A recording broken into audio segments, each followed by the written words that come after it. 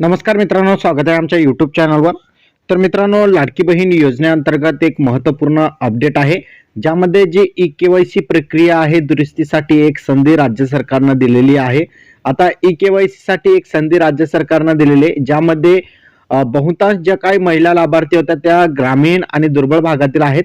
E-KYC प्रक्रिया करत असताना त्यांच्याकडून काही चुका होणे स्वाभाविकच आहेत आणि या चुका दुरुस्त करण्याची एक संधी मिळावी अशा आशेने या ठिकाणी एक निवेदन प्राप्त झालेले होते विभागाला आणि त्या निवेदनावर राज्य सरकारनं विचार केला आणि सदर निवेदना अंतर्गत आता ई-केवायसी अंतर्गत ज्या काही तुमच्या चुका झालेल्या असतील ते 31 डिसेंबर पर्यंत या ठिकाणी तुम्ही जे आहे दुरुस्ती करू शकता. 31 डिसेंबर ही शेवटची तारीख असेल.